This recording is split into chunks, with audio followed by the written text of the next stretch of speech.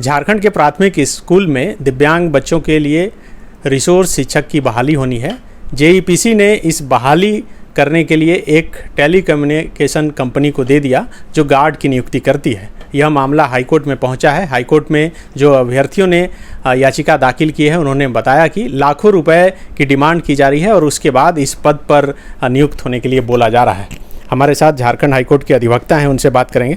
Sir, क्या कह के याचिका कोर्ट तक पहुंची? देखिए, याचिका डालने से पूर्व प्रार्थी वगैरह जितने लोग भी हैं इंटरव्यू में पार्टिसिपेट किए थे, इसमें कोई दो मत नहीं है। लेकिन जब पार्टिसिपेशन हुआ उनका इंटरव्यू में, तब उनको ज्ञात हुआ कि पूरा प्रक्रिया अपने आप में न्याय संगत नहीं है और नियमानुसार नहीं चला जा रहा है। और रही बात, इनका एलिगेशन भी यही आया है कि पैसे की डिमांड भी होती है वहाँ पर दलालों के माध्यम से, और उसके तहत इनका चयन बहुतों का हो भी रहा है। तो ये पूरे 11 प्रार्थी जो है अपना बेड़ा उठा करके ऑनरेबल कोर्ट के पास अपने न्याय की गुहार लगाए हैं। और इसमें पॉइंट यही रखा गया है कि टेंडर प्रक्रिया के तहत में जो ये समग्र शिक्षा अभियान जो भारत सरकार के एक स्पॉन्सर्ड स्कीम है, वो झारखंड सरकार की नोडल एजेंसी जेपीसी को इम्प्लीमेंट करना है। तो टेंडर के माध्यम से करना एक रिसोर्स टीचर्स की नियुक्ति, अगर कोई टेलीकॉम कंपनी या जो बताई जा रही है टेलीकॉम कंपनी का सर्विसेज ज़्यादा प्रोवाइड करते हैं, वैसे अगर चयन अगर वहाँ से होगा तो एक अपने आप में अनियमितता दिखती है। और इसमें पीछे 2012 में भी जेपीसी ने स्वतः चयन किया था, उसमें प्रक्रिया भी चला जाता है, एग्ज़ाम होगा, इंटरव्यू होगा। लेकिन यहाँ देखा जा रहा है कि जेएमडी ने सीधी इंटरव्यू लेकर के बहाली देने की बात रख रही है। और इसमें बाकी जेपीसी का ना तो नियमावली जेपीसी खुद पालन की है, इसमें रिजर्वेशन नहीं है। परमानेंट पोस्ट का डायरेक्शन ऑनरेबल सुप्रीम कोर्ट ने 2021 से एक जजमेंट से दिया है रजनीश कुमार पांडे, जिसमें ऑनरेबल सुप्रीम कोर्ट ने सारे राज्यों को डायरेक्शन दी गई है कि जो भी रिसोर्स टीचर्स का पोस्ट होगा वो परमानेंट पोस्ट होगी। तो झारखंड में दिव्यांग बच्चों को पढ़ाने के लिए जो ये नियुक्ति होती है रिसोर्स टीचर्स की, उसमें अगर इस तरीके से चयन अगर होंगे तो शायद बच्चों के साथ भी खिलवाड़ होगा उनके भविष्य के लिए। तो दिव्यांग बच्चों का अगर ध्यान में रखा जाए तो ऑनरेबल सुप्रीम कोर्ट के डायरेक्शंस को और गाइडलाइंस को पालन करते हेतु इसको परमानेंट पोस्ट निकालने की आवश्यकता है आज के तारीख में। क्योंकि झारखंड वैसा इतना पिछड़ा राज्य बताते हैं, जैसे कि पढ़ाई के मामले में लिटरेसी रेट जिस प्रकार से है, तो उसमें दिव्यांग बच्चे भी आते हैं, उनका भी पढ़ने का अधिकार, तो रिसोर्स टीचर्स उसके लिए बनाई जाती है। तो आज जो कोर्ट में सुनवाई हुई, कोर्ट ने क्या कुछ कहा? कोर्ट ने इस पे बात ज़रूर रखा कि एक कंपनी इस तरह का की है, उनको कैसे चयन करने का दिया अधिकार रिसोर्स टीचर्स का, तो इसके जवाब दाखिल करने का 4 सप्ताह का समय दिया गया है। काउंटर एफिडेविट कंपनी को दिया गया है या राज्य सरकार को 4 सप्ताह दिया गया है, जेपीसी को भी दिया गया है। और साथ ही साथ जेएमडी सर्विसेज चूंकि प्राइवेट रेस्पोंडेंट है इसमें, तो उनको नोटिस इशू हुई है, तो अगला तारीख में जेएमडी मुझे लगता है नोटिस हो जाएगी तो वो जाएंगे।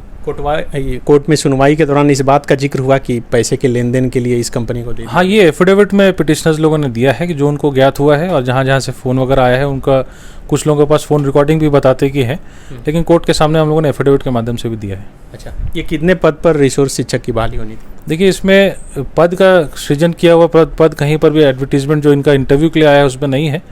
और सीधी कहा जाए तो 500 से 600 बच्चे तो पूर्व में भी चयन हुआ था और अभी आगे भी होने पे है, तो 700-800 बच्चे इन पे चयन होने पे हैं, अभ्यर्थी चयन होने के लिए हैं।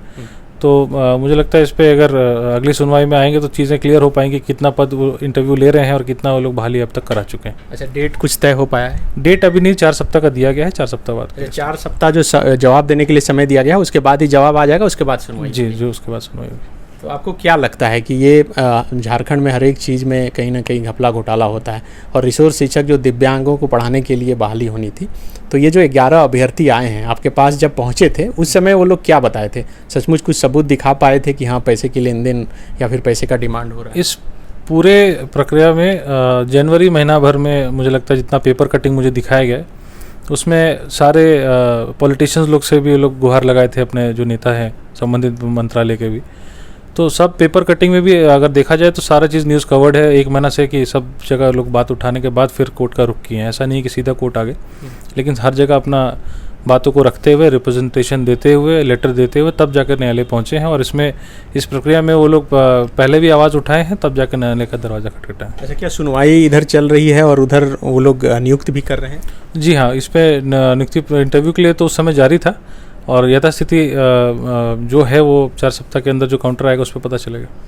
तो बिल्कुल ये अधिवक्ता सुभाषिस जी थे, वो जो बता रहे थे कि किस तरह से रिसोर्स शिक्षक की जो झारखंड में बहाली होनी थी उसमें अनियमितता हो रही है, और यही बात को लेकर 11 याचिकाकर्ता कोर्ट पहुंचे थे इनके माध्यम से, और कोर्ट में आज दूसरी सुनवाई थी। कोर्ट ने 4 सप्ताह का समय राज्य सरकार और जेईपीसी और जो कंपनी है उसे दी है। अब समझिए कि जो कंपनी मोबाइल टेलीकम्युनिकेशन का काम करती है, जो गार्ड और स्वीपर प्रोवाइड करने का काम करती है, उन्हें शिक्षक बहाली करने का काम झारखंड में दे दिया गया है। 4 सप्ताह के बाद जवाब क्या कुछ आता है यह देखना होगा, उसके बाद साफ हो जाएगा कि आखिर इसके पीछे मंशा क्या थी। शुक्रिया। बायोम डॉक्टर बनने का है सपना, मगर सही गाइडेंस की है कमी, तो आए बायोम। रांची में सिर्फ मेडिकल की तैयारी के लिए एक बेहतरीन संस्थान, नीट और एम्स की तैयारी के लिए सन 2001 से मेडिकल प्रिपरेशन के लिए सबका भरोसेमंद संस्थान बायोम, इनू एवं नगराटोली, Ranchi. thefollowup.in. Like, share and subscribe. www.thefollowup.in